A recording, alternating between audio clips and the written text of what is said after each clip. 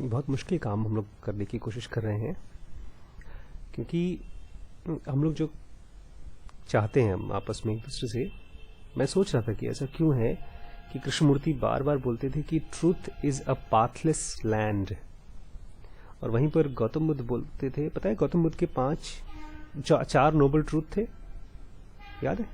उन्होंने क्लास की थी बहुत साल पहले। गौतम बुद्ध ने 4 नोबल ट्रूथ बताए थे और वहीं पर कृष्णमूर्ति बोलते हैं truth is a pathless land. और जो 4 नोबल ट्रूथ हैं बुद्ध के, उसमें से आखिरी वाला पता है क्या है? Path. There is a path. Path है, बुद्ध कह रहे हैं, कृष्णमूर्ति कह रहे हैं कि पाथलेस है ये। किसी को कुछ कहना और उससे उम्मीद करना कि वो उसको सुनने के बाद कुछ करे, लेकिन साथ ही साथ ये भी चाहना कि वो अपनी मर्जी से करे, मेरे कहने की वजह से ना करे, कितनी मुश्किल काम है। नहीं समझे?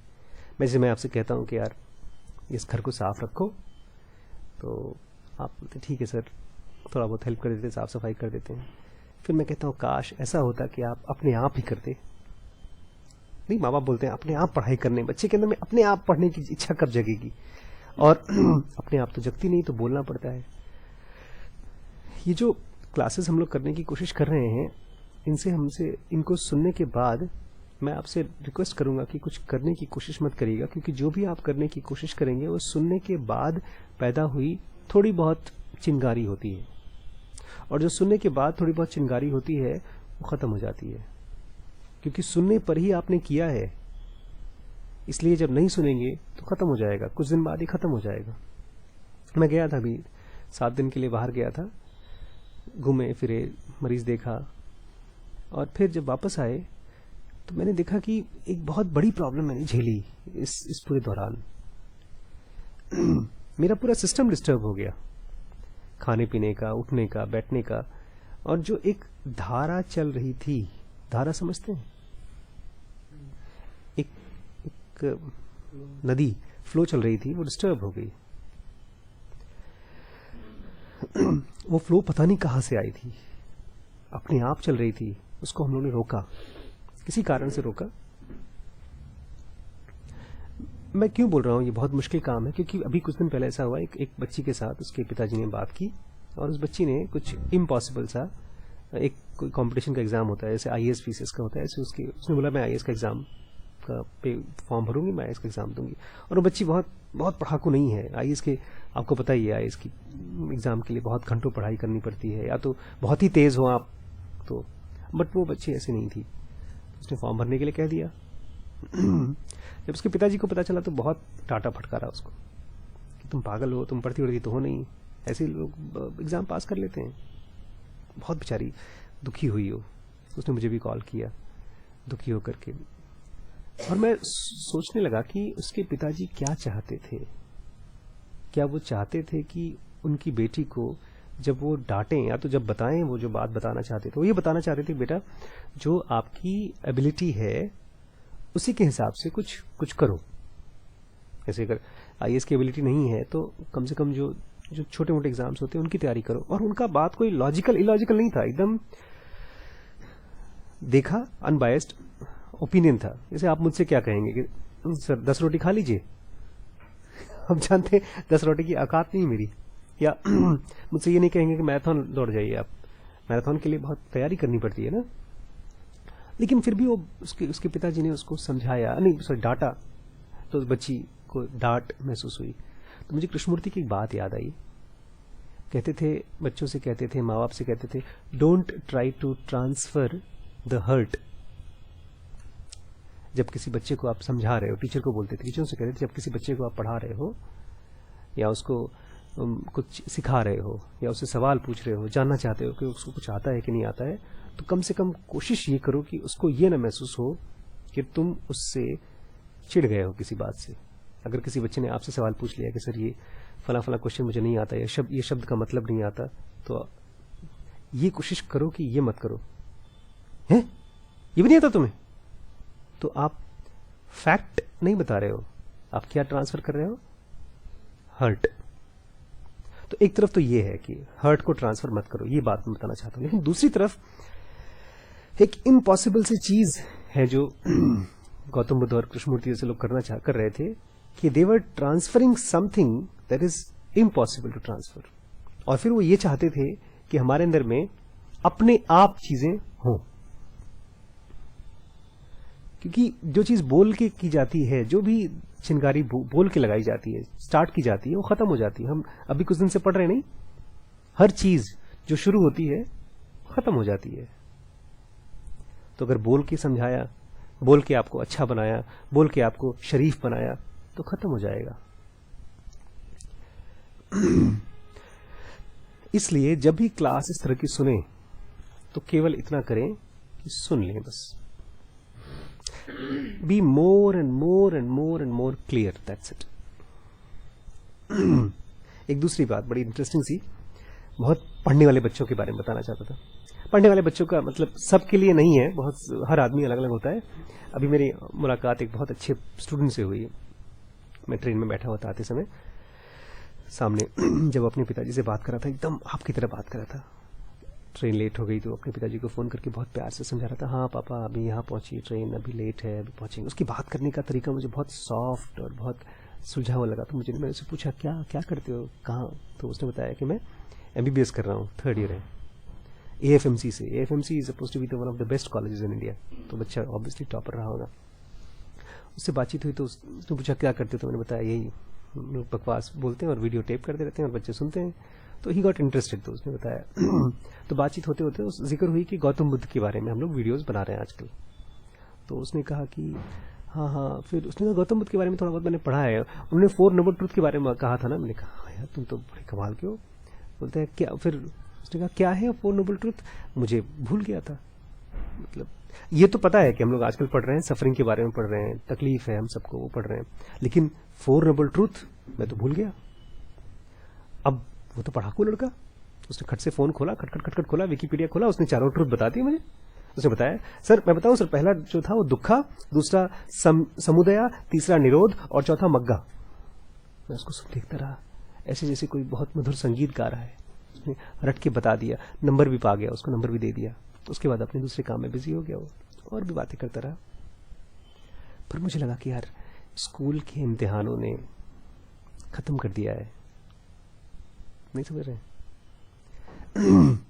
दुखा, समुदया, निरोधा, मग्गा, रट लिया सर, एग्जाम पास कर लिया हमने।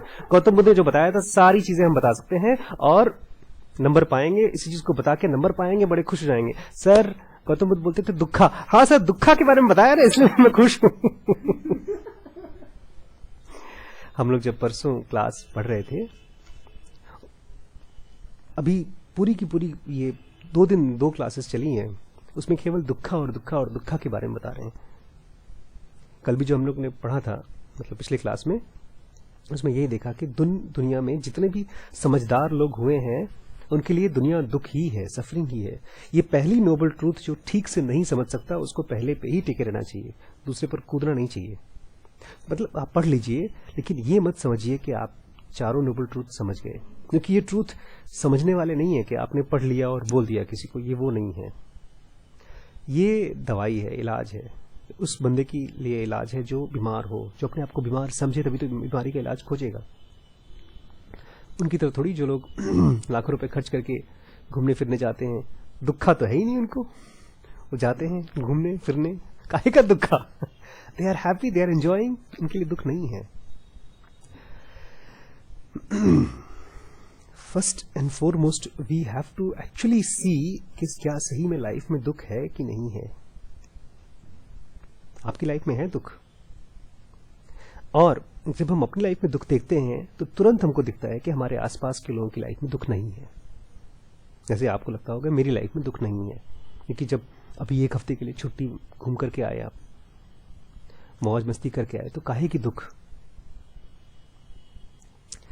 ये जो दिमाग है ना, ये बहुत कलाकार है, बहुत बड़ा कलाकार है, एक्सीलेंट पेंटर।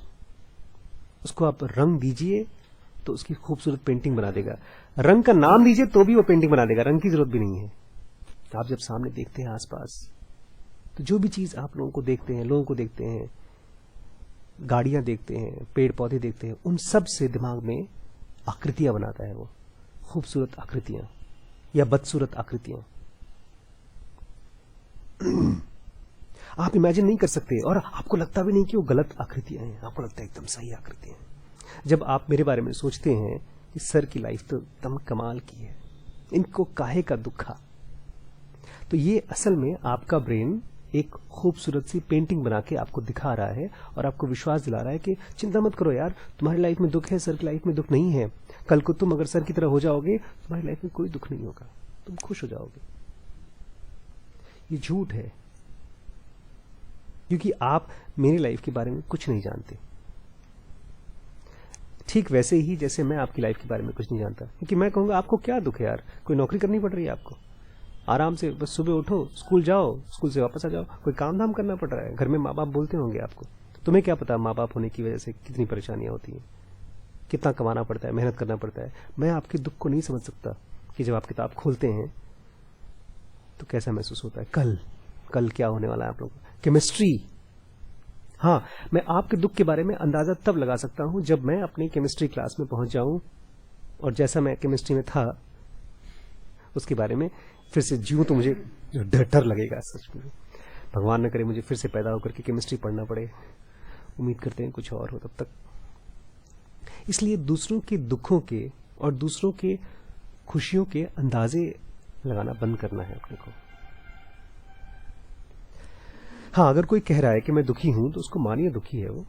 जैसे वोल्टायर जो था, he was a very famous poet, he was a very rich man. तो हम लोग आखिरी सेंटेंस यही बोल के खत्म किए थे कि वोल्टायर बोलता है कि दुनिया में केवल दुख है और कुछ नहीं है।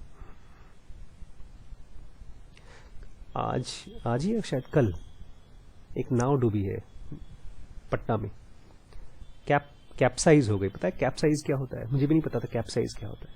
कैप्साइज मतलब नाव पलट गई, 40 लोग तकरीबन थे उसमें, मर गए, वीडियो आया है।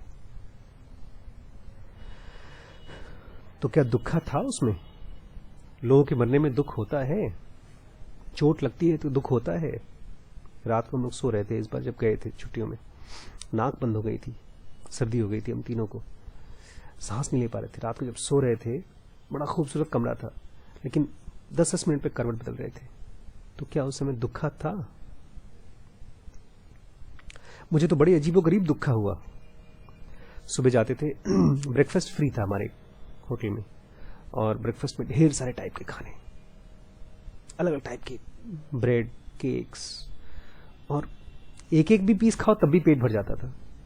चलो नाश्ता कर लिया पेट भर के, जूस भी था, फिर टोस्ट भी खा लेते थे, फिर इडली भी होती थी, पता नहीं क्या क्या चीजें होती। और खाने के बाद फिर मैं उठाता था अपनी किताब, फिर मुझे लगता था जैसे कि 100 किलो का वजन मेरे पेट में ठुसा हुआ है, तो उसी में चला जाता था, दोपहर उसी में चला जाता था।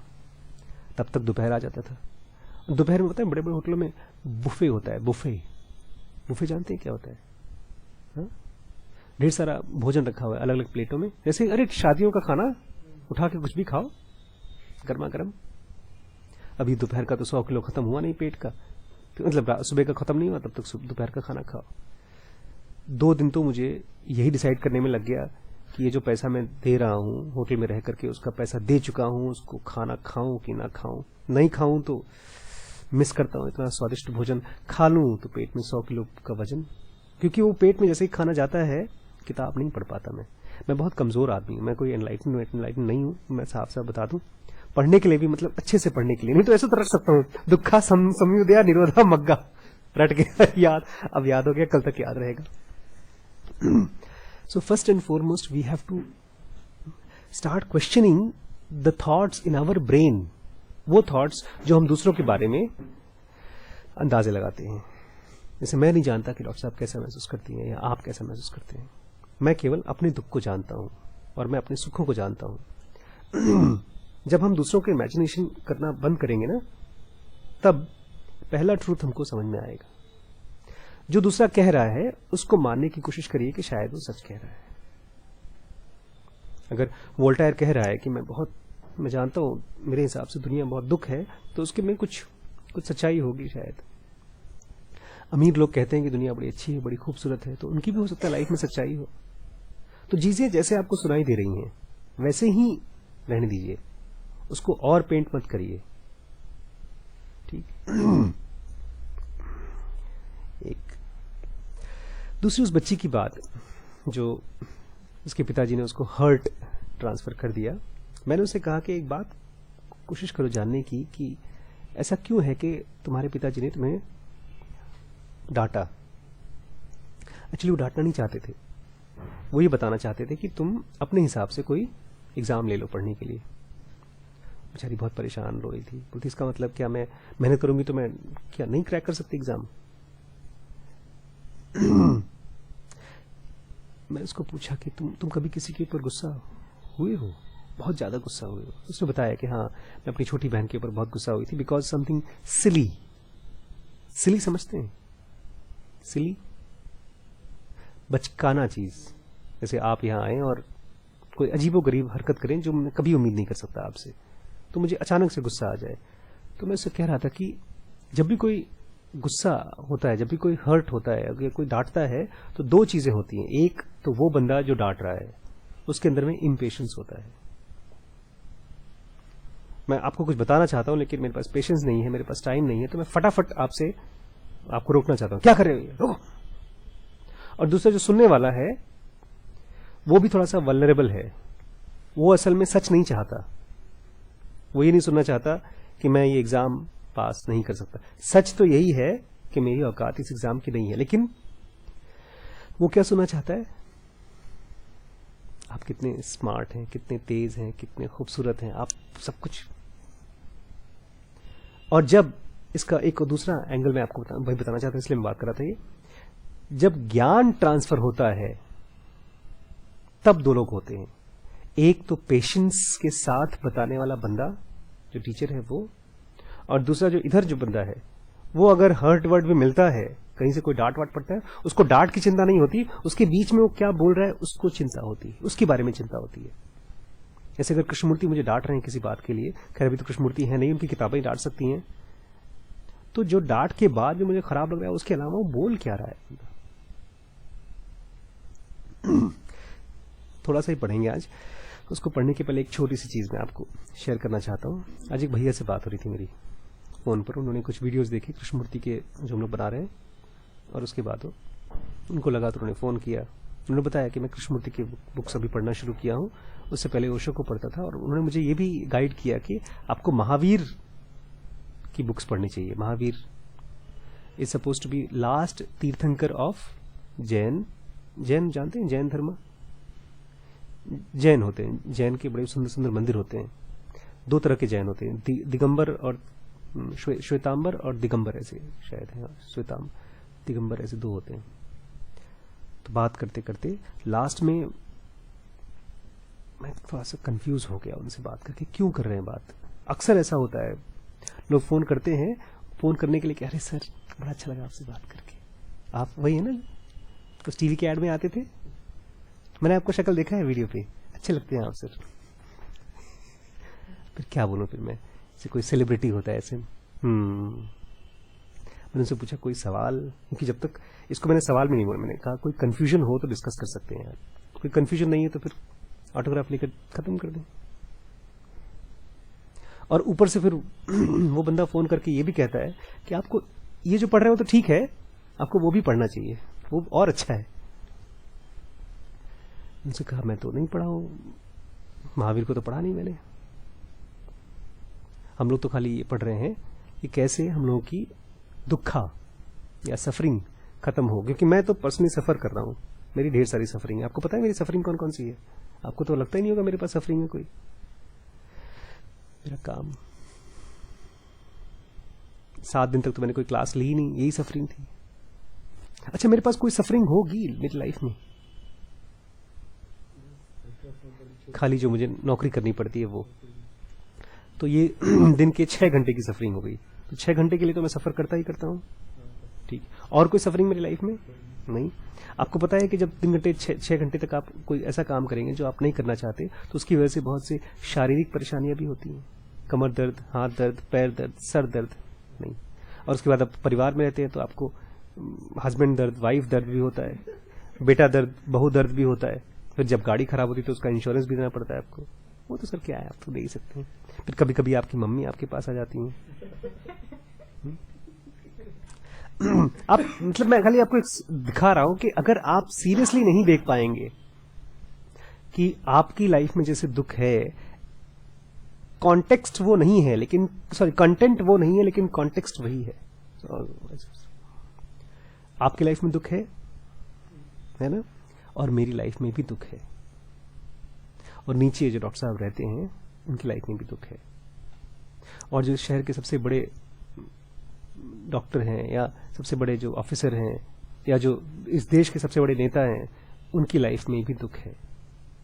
ये दुख एक फैक्ट है, खुशी फैक्ट नहीं है। खुशी आपको लगती है कि उनकी लाइफ में खुशी है, या जब मैं उनकी जगह होऊंगा तो मैं बहुत खुश होऊंगा, ये टेम्पररी खुशी लगती है, ये एक्चुअली सच नहीं है। आपने पहले भी देखा होगा, आप जब छोटे थे और बहुत सी चीजें आप नहीं कर पाते थे, या आपके पास जो जैकेट नहीं था तब आप दुखी थे, और जब जैकेट आ गया तो आप खुश हुए, लेकिन अब वो खुशी है नहीं, खत्म हो गई है खुशी अभी वो। अब तो हैंगर में सज के खुशी अलमारी में रखी हुई है, जब कभी पहनते हैं तो खुशी आ जाती है। तो जिस काल्पनिक जगह पर पहुंच करके आप खुश होना चाहते हैं, वो केवल मन का एक इल्यूजन। सच्चाई ये है कि दुनिया में दुख है। ये फर्स्ट नोबल ट्रूथ था, और जो बंदा पहले नोबल ट्रूथ को अच्छे से देख नहीं पाएगा दुनिया में, खाली किताब में नहीं, वो सेकंड नोबल ट्रूथ को खोजेगा ही नहीं। सेकंड नोबल ट्रूथ और गहरा है, लेकिन सेकंड नोबल ट्रूथ जो उसी को दिखाई देगा जिसको पहला नोबल ट्रूथ दिखाई देगा। पहला नोबल ट्रूथ क्या है कि दुनिया में दुख है, लेकिन आपको तो दुख दिख ही नहीं रहा है, आपको तो केवल लग रहा है सब वो कमल का फूल है, उसमें फूल है और बाकी तो सब कुछ है ही नहीं। मैं बोल रहा हूं कांटा है पूरा का पूरा पेड़, फूल तो जरा सा छोटा सा है। बोलते सर फूल की खूबसूरती को देखिए। लाइफ में जो दुख का मेन सबसे बड़ा कारण पता है क्या है? क्यों हर चीज दुख क्यों बोल रहे हैं ये बड़े बड़े साधु और संत? बिकॉज जो भी खुशी आप लेते हैं वो खत्म हो जाती है, और उसका नेचर है खत्म होना। आज मैंने अच्छे से घूम रहा हूं, फिर रहा हूं, गया छुट्टी मनाने, खत्म हो गई छुट्टी वो। और खाली खत्म ही नहीं हो गई, आज मैं इस तरह की छुट्टी अफोर्ड कर सकता हूं, लेकिन यही छुट्टी अगर मैं इसी तरह से काम करता रहा तो अफोर्ड करना खत्म हो जाएगा, क्योंकि मेरा शरीर नहीं रहेगा इस लायक कि अफोर्ड कर सके। आपको याद है हम लोगों ने किताब पढ़ी थी बीइंग मॉर्टल। हड्डियां खत्म हो जाएंगी। जिस स्वादिष्ट भोजन की बात कर रहा हूं मैं, तो हम लोग वहां खा खा करके वो दांत नहीं बचे रहेंगे कि मैं उसको एंजॉय कर सकूं। हम लोग वॉक करते थे आधे 1 घंटे रोज, बड़ा अच्छा लगता था वॉक करने में। वो पैर नहीं बचे रह जाएंगे। एक बुढ़े आदमी को देखा मैंने, हम लोगों के साथ ही जा रहा था, जब तक मैं हमने 1 किलोमीटर चला, बेचारा आधा किलोमीटर भी नहीं चल पाया क्योंकि उसके जोड़ों में दर्द था, और हमको लगता है कि हम नहीं पहुंचेंगे वहां पर। तो जो भी सुख की आप कल्पना करके उसको पाना चाहते हैं, वो कुछ दिनों में वाष्पीभूत हो जाएगा, इवेपोरेट हो जाएगा, खत्म हो जाएगा। ये फैक्ट है, सच्चाई। ये पहला नोबल ट्रूथ अगर नहीं समझ में आता है तो बाकी नोबल ट्रूथ की पूरी किताब चीज नहीं समझ में आएगी। और किताब में नहीं, ये चीज रियल लाइफ में अपने आप को देखना शुरू करना पड़ेगा कि किस किस खुशियों को मैं सोच रहा हूं कि मेरे पास खुशी हो जाए और आई है। उसके बाद खड़े होकर वेट करके देखना है कि अच्छा ठीक है, कब तक ये खुशी रहती है, देखूं। काफी सोचा तो है बहुत दिन तक रहेगी, लेकिन बहुत दिन तक है या नहीं है। अगर नहीं है, इसका मतलब आपको तब समझ में आएगा कि यार लाइफ में दुख है, मेरी भी लाइफ में दुख है। और उसको भी देख लीजिए थोड़ा सा, कभी कभार किसी बंदे को, कोई आपका आइडियल है, उसकी लाइफ को देख लीजिए, उसके अंदर दुख है कि नहीं, उसको फॉलो करिए। ऐसे लोगों को मत फॉलो करिए जिनको आप रेगुलरली मिल नहीं सकते, फिल्म स्टार को या नेता को, ऐसे लोगों को मत फॉलो करिए। आसपास किसी को देखिए जिनको आपको लगता है कि इनकी तरह मैं बन जाऊंगा तो मैं बड़ा खुश रहूंगा, उनको देखिए क्या वो खुश हैं। उनको 2 दिन, 10 दिन, 15 दिन, 20 दिन, महीने, 2 महीने तक ट्रैक करिए, साल भर तक ट्रैक करिए। नहीं तो ये समझ में नहीं आएगा। ये थोड़ा ये ऐसा केमिकल हम लोग चीज पढ़ रहे हैं, हम लोग ऐसी लॉज पढ़ रहे हैं जिसको प्रैक्टिकल करके ही समझ में आएगा। नहीं तो फिर आप एग्जाम तो पास कर लेंगे लेकिन लाइफ फेल कर जाएंगे।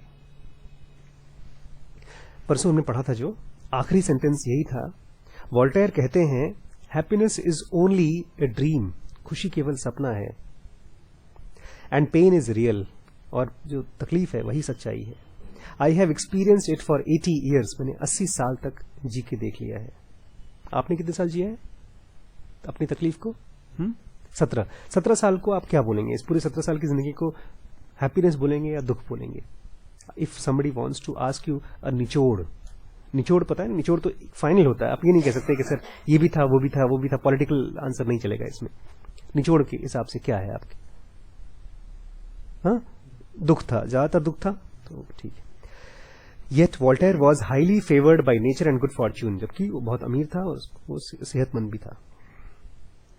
फिर कुछ लोग ऐसे कहेंगे जो थोड़ा लॉजिकल होंगे, समझदार लोग बोलेंगे, the improvement achieved by modern science and spheres of health, hygiene, travel and diversions, the lifting of poverty and the extending of the lifespan in 20th century have made no difference to the pessimism of the acute observer. जो ध्यान से देखेगा, acute observer जो होगा, वो ये कहेगा कि दुनिया में जितने भी बदलाव आए हैं, जितने भी so called modern scientific discoveries हुई हैं, बीमारियां, हमने इलाज बहुत सी बीमारियों को खोज लिया है, हम कितना फास्ट ट्रैवल कर सकते हैं।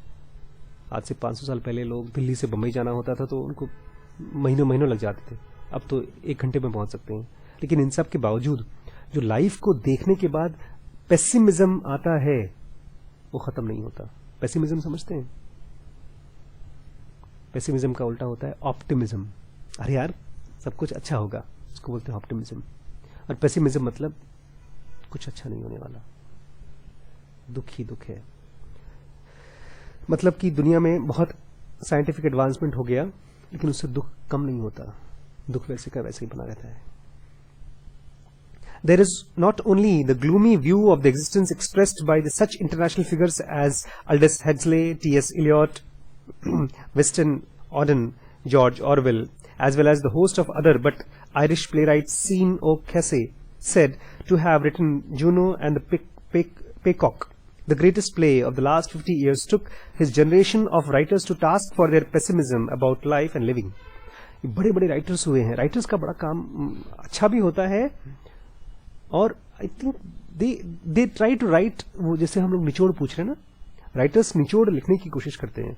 तो ये राइटर्स टी.एस. इलियट हैं, जो एल्डस हक्सले टाइप के राइटर्स थे, इन्होंने लिखा है, इसको साफ साफ लिखने की कोशिश की है कि दुनिया में बहुत दुख है और दुखी दुख है।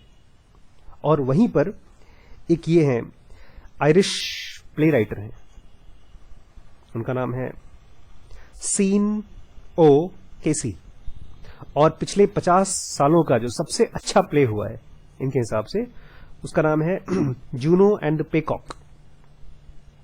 उन्होंने क्या किया है, जितने भी दुखीवाद थे, जो भी कहते थे कि दुनिया में दुख है, उन सबको आड़े हाथों लिया है। एक ऐसा प्ले लिखा है कि उसको देख करके आप लगेगा नहीं, दुनिया में खुशी भी है, उम्मीद भी है, आप कुछ खुश रह सकते हैं। इसके लिए शोपेनहावर पता है क्या कहते हैं? शोपेनहावर का नाम तो सुना होगा आपने। Schopenhauer was one of the greatest philosophers of all time. जैसे बुद्धा थे तकरीबन वैसे ही थे। तो सीनो कैसी ने एक बड़ा अच्छा सा, एक तरह से फिल्म मान लीजिए, प्ले लिखा था। उसमें बड़ी खुशी थी। उसमें कोई अच्छी फिल्म देखी है आपने जिसमें बड़ी खुशी खुशी हो, happy ending through out, happy happy? कोई भी फिल्म अच्छी सी जो आपको पसंद आई हो, अंदाज अपना अपना, या कोई है रिम्पी तुम्हारी, जैसे रिम्पी को बड़ी पसंद है वो सब हैप्पी हैप्पी फिल्में। कहती हूँ आदमी वैसे ही दुखी है तो कम से कम फिल्मों के जरिए तो खुश हो ले। तो जैसे दंगल पिक्चर अभी आजकल आई, देख लिया आपने? तो वो भी कहते हैं अच्छी पिक्चर है, हैप्पी हैप्पी फिल्म है। तो ऐसे ही शोपेनहावर ने जब देखा कि कुछ लोग हैं जो खुशी भी फैला रहे हैं इतनी दुख भरी दुनिया में, जैसे कॉमेडी एक्टर्स यही कहते हैं अक्सर कि हम लोगों का काम बड़ा मुश्किल है कि दुनिया में दुख है और हमको खुशी फैलानी है। तो शोपेनहावर क्या कहते हैं उसके लिए?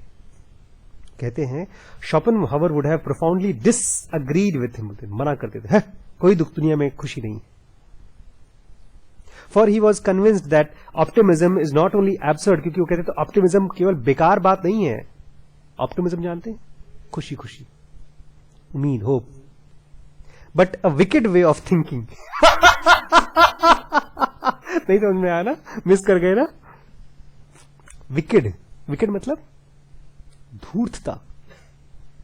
अगर तुम दुनिया को उम्मीद दे रहे हो चिंता मत करो यार, सब ठीक हो जाएगा तुम्हारी जिंदगी में, तो तुम धोखा दे रहे हो उसको। धूर्तता है ये।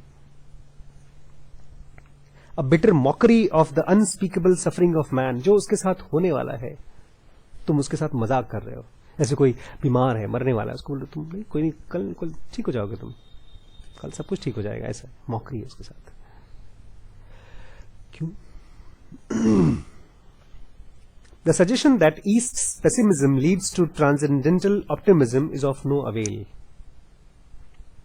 लोग ये भी कहते हैं कि जो हमारे बुद्ध पूरी जिंदगी सबको यही बताते रहे कि दुख है दुख है दुख। राजाओं को उठा उठा के भिखारी बना देते थे, भिक्षु बना देते थे, बोलते थे ध्यान करो। जंगलों में बैठते थे और बहुत बार ऐसा होता था कि लोग उसमें भी अपना खुश हो लेते थे। एक बार एक आदमी था, वो बोलता है मैं ध्यान तो करूंगा, लेकिन मैं, उसको जगह दी गई थी बुद्ध के आश्रम में कि इस जगह पर आपको ध्यान करना है, इस पेड़ के नीचे। बोलता है इस पेड़ के नीचे मच्छर बहुत काटते हैं, मुझे उस पेड़ के नीचे या तो उस कमरे के अंदर जाकर ध्यान करना है। तो उसमें भी आदमी अपना थोड़ा सा लग्जरीज खोज लेता था। वो गलत है कि सही, दूसरी बात है, लेकिन इसको बोलते हैं पेसिमिज्म। जब कोई आपको यही बार बार बताए कि दुख है दुख है दुख है, तो आप दुखी हो जाएंगे। लेकिन बुद्ध जब इस तरह को इसको बोलते थे तो ये फर्स्ट नोबल ट्रूथ था। वो ये चाहते थे कि आप ध्यान से दुख को देख लें, तब सेकंड नोबल ट्रूथ आपको खुल पाएगा। सेकंड नोबल ट्रूथ पता है क्या है?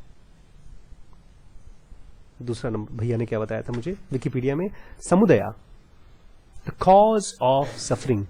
ऐसा नहीं कि दुख अपने आप आता है, दुनिया में दुख ही दुख है, उसके पीछे कारण है। डॉक्टर साहब, अगर तुम्हारा पेट दुख रहा था तो ज्यादा क्यों खाया तुमने? जब जलेबी तुम्हें 2 खा ली थी, जब तीसरी वाली क्यों खाई थी? हर रोज पेस्ट्री मिलती थी वहां पे, और 2 कलर की पेस्ट्री, एक दिन खीर के साथ, एक दिन जलेबी के साथ, एक दिन रसगुल्ले के साथ। और खाने में पास्ता, पनीर, जो सब्जी चाहिए आपको वो खा सकते हैं, मतलब उनके मेन्यू में था, और जितना खा सकते हैं। और हर रोटी के साथ नमक, हर रोटी के साथ मक्खन, और जो आपको खाना हो, जो चाइनीज भी होता था साथ में, इटालियन भी होता था बगल में।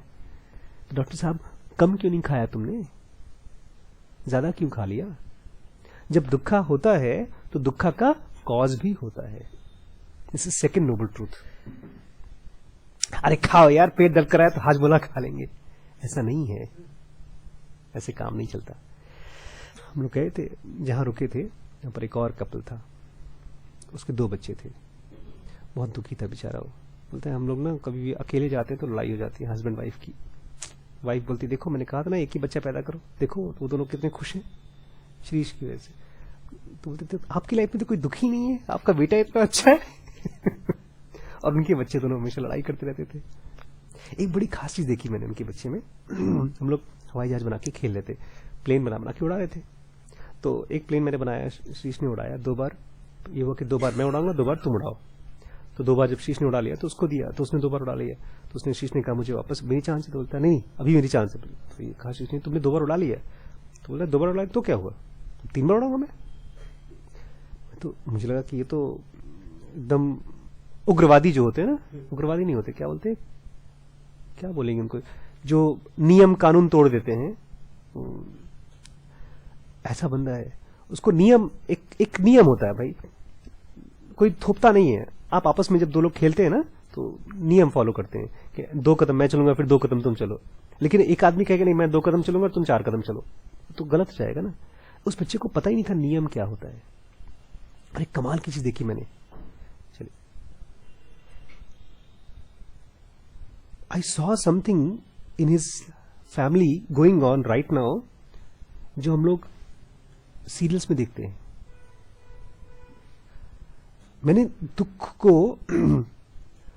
अभी होने वाले दुख को पहले देखा उसकी लाइफ में। अगर उसको नहीं रोका गया तो चांसेस बहुत हैं कि एक्सीडेंट होगा। आपको पता है जो नदियों में नाव डूबी है, क्यों डूबी है? या तो डूबी तो जो एक्सीडेंट हुआ होगा, काफी लोग मर गए डूब के। तो गवर्नमेंट जो है नियम लगाती है कि जो भी आदमी नाव पे ले जाए किसी को, तो उसको एक लाइफ जैकेट पहनाना पड़ता है। पता है आपको ये चीज? एक चमकीले रंग का होता है। मैंने भी एक बार लाइफ जैकेट पहना था। हम लोग गोवा गए थे तो उसने पानी में लेकर गया, उसने कहा था लाइफ जैकेट पहना के बोला कि अब जब डूबेंगे तो छोड़ दीजिएगा। तो जब मैं डूबा नदी मतलब समुद्र में डूब रहा था तो मैं तैरने की कोशिश कर रहा, तैरने की कोशिश में और डूब रहा था। तब मुझे ध्यान आ गया कि छोड़ देना है। सोचिए टाइम पर याद आ गया, नहीं तो मैं तो डूब जाता। तो छोड़ दिया तो करके ऊपर आ गए, बच गए। इन सबको लाइफ जैकेट नहीं पहनाया हुआ था कायदे का, मर गए। जब मैंने उस बच्चे को देखा, उसके बता रहा था, उसके पिताजी अपने घर के बारे में बता रहे थे कुछ खास चीजें, और मैं आपको भी बताऊं तो आप बोलेंगे सर ये तो एकदम वही कहानी है। मैं भी बाद में बताऊंगा, वीडियो खत्म हो जाएगा उसके बाद। तो सफरिंग है, उसको ध्यान से देखना है, और फिर दूसरी चीज आपको समझ में आएगी कि ये the suggestion that east pessimism leads to transcendental optimism is of no avail. कि आदमी जब दुखी है तो उसको एक ऑप्टिमिज्म भी मिलनी चाहिए। उसकी वजह से दुखी आदमी को एक ट्रांसेंडेंटल मतलब उस दुनिया का एक ऑप्टिमिज्म, होप, उम्मीद मिलनी चाहिए।